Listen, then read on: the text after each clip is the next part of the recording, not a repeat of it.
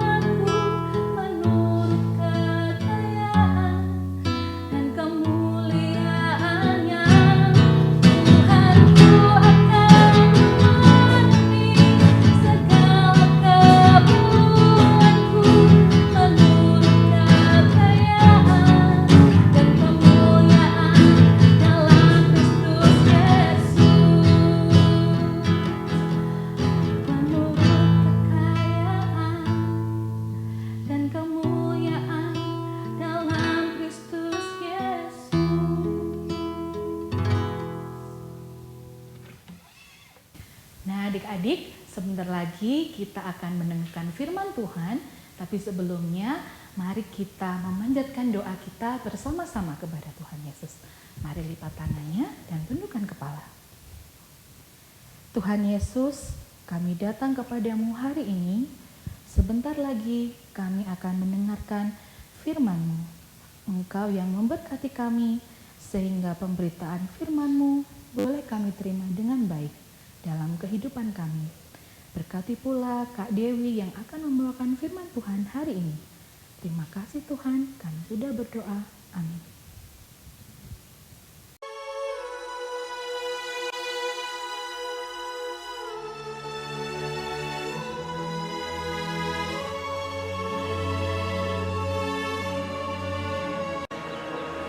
Ahab, anak Omri, menjadi raja atas Israel dalam tahun ke-38, memerintah 20 tahun lamanya di Samaria. Maka ia mengambil pula Izabel menjadi istrinya, anak Etbaal, raja orang Sidon. Ahab melakukan apa yang jahat di mata Tuhan. Ia pergi beribadah kepada Baal dan sujud menyembah kepadanya.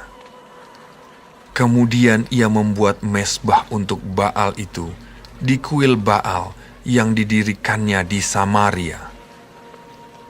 Sesudah itu Ahab membuat patung Asyera, dan Ahab melanjutkan bertindak demikian, sehingga ia menimbulkan sakit hati Tuhan, Allah Israel, lebih dari semua raja-raja Israel yang mendahuluinya. Datanglah firman Tuhan kepada Elia, orang Tisbe, dari Tisbe Gilead. Pergilah, perlihatkanlah dirimu kepada Ahab. Lalu pergilah Elia memperlihatkan diri kepada Ahab. Lalu berkatalah Elia, "Demi Tuhan yang hidup, Allah Israel yang kulayani, sesungguhnya tidak akan ada embun atau hujan pada tahun-tahun ini, kecuali kalau kukatakan." Kemudian datanglah firman Tuhan kepadanya, Pergilah dari sini, berjalanlah ke timur dan bersembunyilah di tepi sungai Kerit. Lalu ia pergi, dan ia melakukan seperti firman Tuhan. Ia pergi dan diam di tepi sungai Kerit, di sebelah timur sungai Yordan. Pada waktu pagi dan petang, burung-burung gagak membawa roti dan daging kepadanya. Dan ia minum dari sungai itu. Ya, adik-adik yang dikasih oleh Tuhan Yesus, itu tadi teks firman Tuhan yang akan sama-sama kita pelajari pada pagi hari ini. Temanya adalah pengharapan di tengah bencana. Ya, adik-adik coba ingat-ingat. Coba pernah lihat, pernah mengalami mungkin, atau pernah mendengar di suatu daerah terkena bencana alam. Pernah nggak? Wah, pernah dong. Kak Dewi berapa waktu hari yang lalu di Batu loh pernah ada gempa. Iya, tapi puji Tuhan nggak sampai ada kerusakan ya. Iya adik-adik, kalau kita bicara tentang bencana alam, ada gempa bumi, ada apa lagi ya? Gunung meletus, kebanjiran, tsunami, apalagi? Wah, banyak sekali. Adik-adik yang dikasihi oleh Tuhan Yesus, ketika bencana melanda suatu daerah atau wilayah, bencana itu mengakibatkan dampak yang luar biasa. Bisa jadi kerusakan di mana-mana, orang-orang kehilangan rumah, kehilangan tempat tinggal, kehilangan pekerjaan, kehilangan harta benda. Bahkan kadang-kadang bencana alam juga membuat seseorang kehilangan orang-orang yang dikasihi.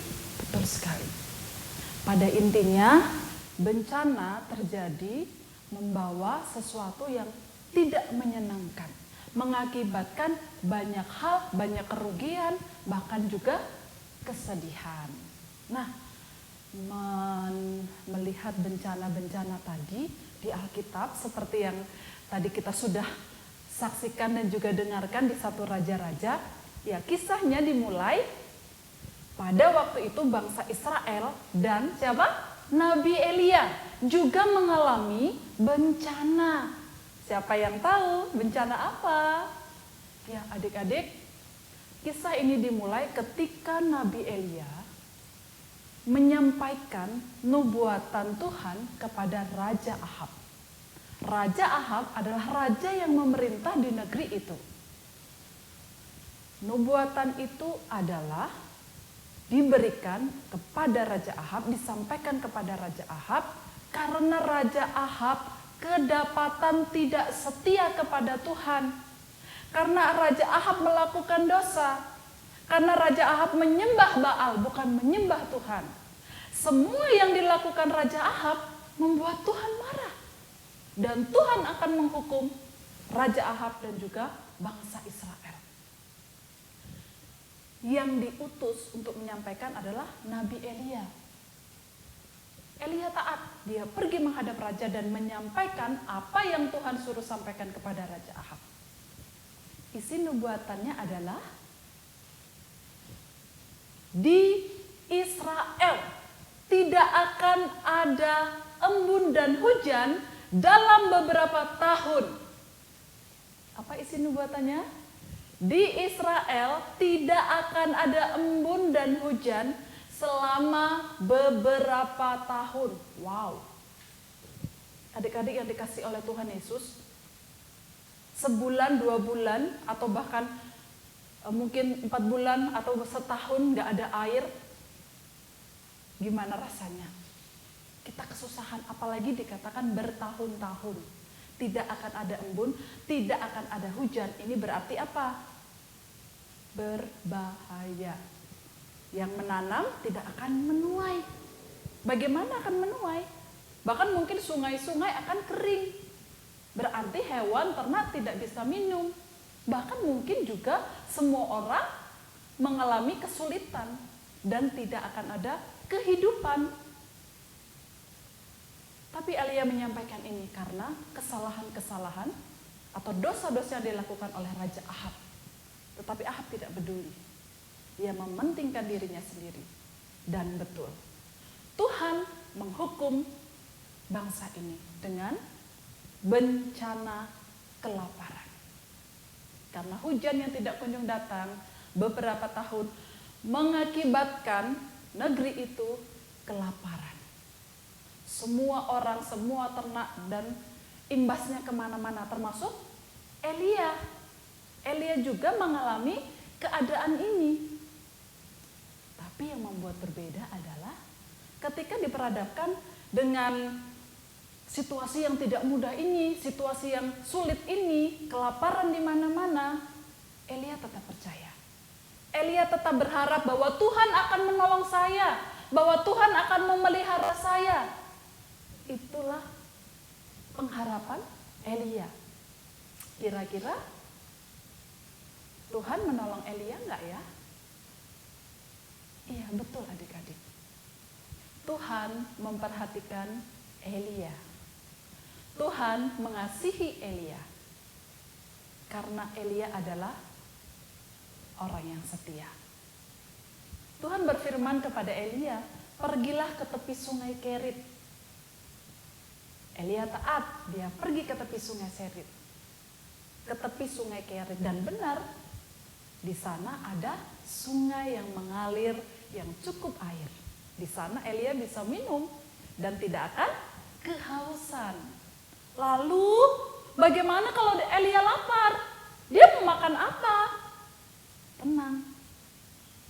Tuhan juga memperhatikan untuk makanannya Nabi Elia.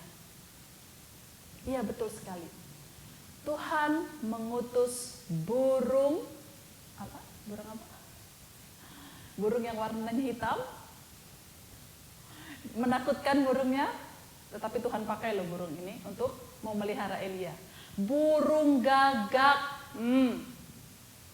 Ya, Tuhan mengutus burung gagak, ya, burung gagak untuk bawa apa? Bawa makanannya Elia. Roti dan daging. Enak kan? Tuhan mengutus burung gagak untuk membawa makanan bagi Elia, yaitu roti dan daging. Dan itu pagi dan petang. Sedemikian rupa Allah memelihara dengan cara yang tidak pernah terpikirkan untuk menolong Elia. Pengharapan Elia tidak sia-sia. Kepercayaan Elia tidak sia-sia karena dia percaya kepada Tuhan, percaya kepada Allah. Dan Allah melakukannya. Ya, adik-adik yang dikasihi oleh Tuhan Yesus, melalui bagian firman Tuhan hari ini, seperti yang dilakukan oleh Elia, kita juga mau belajar. Seperti tema, pengharapan di tengah bencana. Yuk, sebelumnya kita saksikan video ini.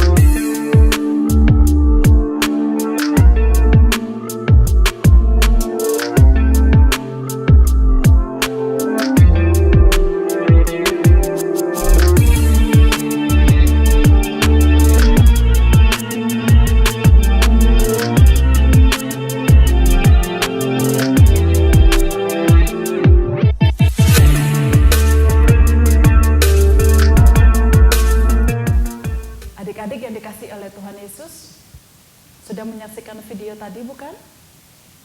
Iya. Saat ini kita tidak sedang mengalami bencana apapun. Gempa bumi, tsunami, gunung meletus, atau apa saja. Tetapi kalau kita saksikan video-video tadi, saksikan video yang Kak Dewi putar tadi, bahkan sering sekali kita menyaksikan, mendengar, melihat, bahkan juga pernah mengalami mungkin, kita sedang berada dalam tanda kutip bencana. Sudah hampir 1 tahun lebih adik-adik, kita ada bersinggungan bersama-sama yang namanya dengan apa? Virus corona. Kita dekat dengan yang namanya kematian. Video tadi begitu banyak orang, bahkan bukan hanya di Indonesia, di seluruh dunia juga mengalami hal ini. Setiap hari kita diperhadapkan dengan rasa was-was, takut, jangan-jangan nanti aku kena. Gimana kalau orang tuaku, gimana kalau saudaraku, dan seterusnya. Seolah-olah kematian semakin dekat dengan kita. Tetapi melalui bagian firman Tuhan hari ini, Tuhan mau ingatkan kita. Tetap percaya, tetap berharap. Di tengah wabah virus yang tidak tahu kapan akan selesai, tetapi kita punya iman bahwa virus ini akan segera pergi. Kita akan bisa hidup seperti biasa. Tetapi sementara kita mengalami ini, mengalami kondisi yang tidak menyenangkan, tidak mengenakkan, situasi yang tidak mudah. Jangankan bagi orang tua, orang dewasa, anak-anak juga tidak mudah.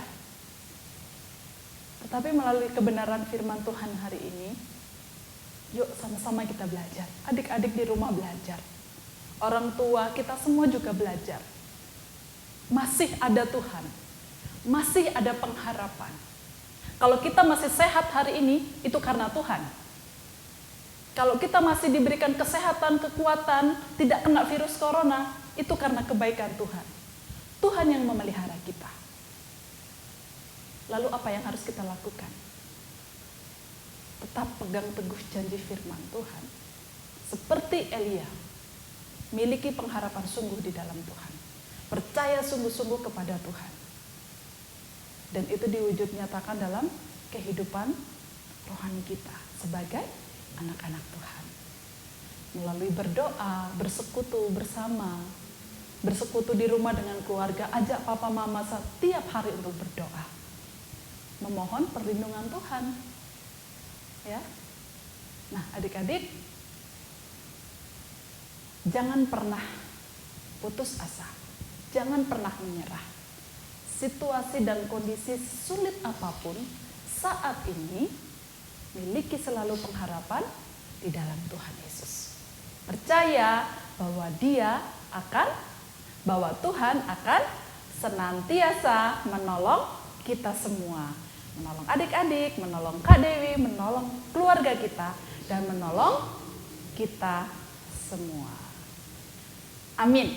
Demikian firman Tuhan pada pagi hari ini. Oh ya, Kak Dewi lupa ayat hafalannya. Ya, ayat hafalannya hari ini harus dihafalkan. Ya, nanti setelah selesai dihafalkan, papa mamanya tolong videoin anak-anaknya ketika menghafal ayat hafalan dan dikirim ke WhatsApp Komisi Anak GKI Batu. Oke?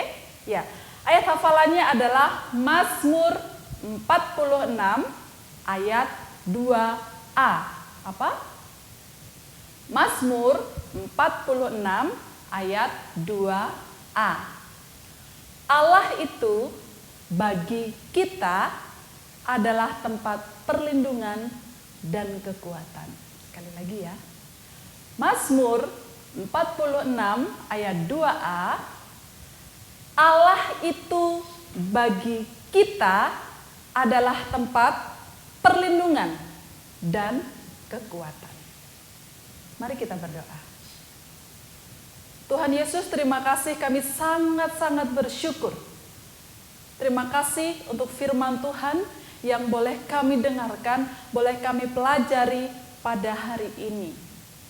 Tuhan, kami tahu kami sedang berada di situasi yang tidak mudah, tidak kami inginkan. Ada kesulitan di mana-mana. Kami mendengar, kami menyaksikan ada begitu banyak orang yang karena virus corona, yang karena keadaan ini mengalami dampaknya, bahkan juga kematian. Tapi kami bersyukur, kalau kami boleh sehat, kuat sampai hari ini, kami tahu itu perlindungan yang daripada Tuhan. Dan kami juga terus mempercayakan hidup kami, hidup keluarga kami, saudara-saudara yang kami kasihi ke dalam tangan pengasihan Tuhan.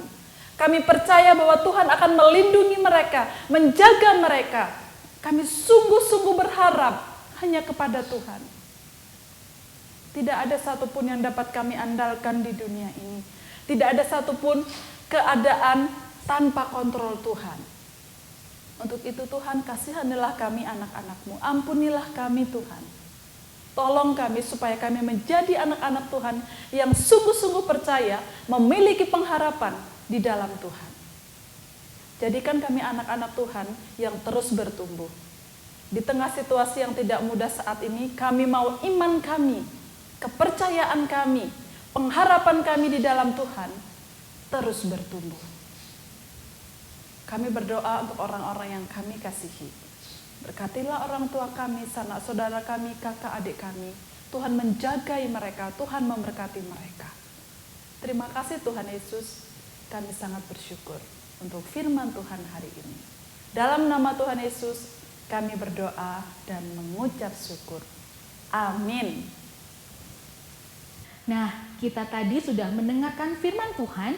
Semoga firman Tuhan yang kita sudah dengarkan boleh menjadi berkat bagi kita semua dan dapat kita terapkan dalam hidup kita ya teman-teman.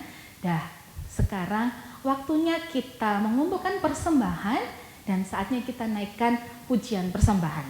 Aku diberkati. Aku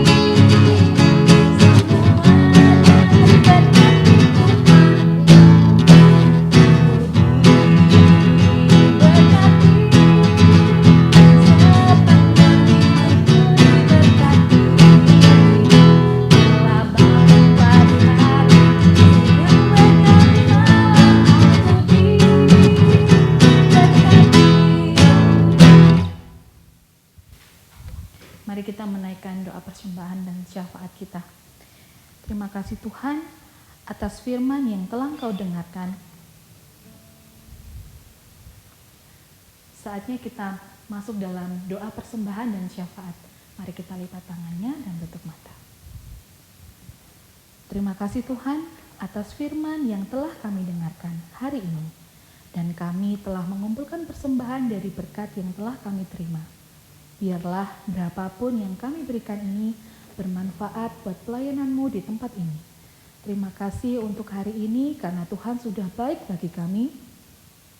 Dan kami pun juga berdoa Tuhan untuk bangsa dan negara kami yang tengah menghadapi pandemi COVID-19.